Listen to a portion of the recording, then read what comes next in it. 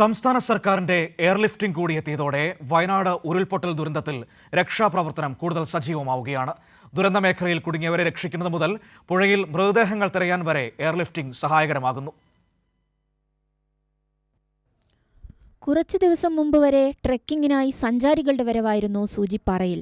കല്ലും മുള്ളും കാടും നിറഞ്ഞ ദുഷ്കരമായ വഴികടന്നു വേണം വെള്ളച്ചാട്ടത്തിന് അരികിലെത്താൻ. വയനാട് ദുരന്തത്തിൽ ഇന്നലെയാണ് സൂചിപ്പാറയിലും മൃതദേഹം കിട്ടിയത്.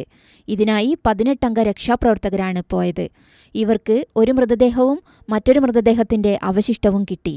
എന്നാൽ സൂചിപ്പാറയുടെ താഴ്വാരത്ത് ഇവർ കുടുങ്ങി.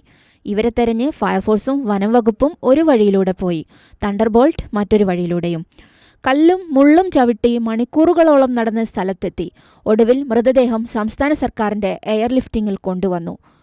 കേരള പോലീസിന്റെ സ്പെഷ്യൽ ഓപ്പറേഷൻ ഗ്രൂപ്പാണ് എയർലിഫ്റ്റിംഗ് കൊണ്ടുവന്നത്. മലനിരകളായതിനാൽ സൈന്യത്തിന്റെ വലിയ ഹെലികോപ്റ്റർ കൊണ്ടുപോകാൻ സാധിക്കുന്നില്ല.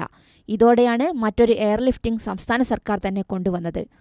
വയനാട്ടിലാണ് ഉരുൾപൊട്ടലുണ്ടായതെങ്കിലും മൃതദേഹങ്ങൾ പലതും ഒഴുകിയത് മലപ്പുറം ജില്ലയിലേക്കാണ്. പുഴകളായ ചാലിയാറിനും പോത്തുകല്ലിനും മുകളിലൂടെ മൃതദേഹങ്ങൾ തിരയാനും സർക്കാർ എയർലിഫ്റ്റിംഗ് ഉപയോഗിക്കുന്നുണ്ട്. ഈ തെരച്ചിൽ അഴിമുഖം വരെ നീളുമ്പോൾ കേരളം കാണുന്നത് സമാനതകളില്ലാത്ത രക്ഷാപ്രവർത്തനം.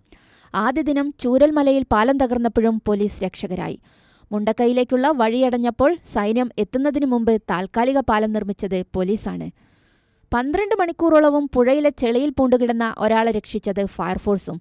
ഇങ്ങനെ ഒരു നാടിനെ വീണ്ടെടുക്കാൻ എല്ലാ മേഖലകളിലുമുണ്ട് സർക്കാരിന്റെ ഇടപെടൽ. News desk Kairali news.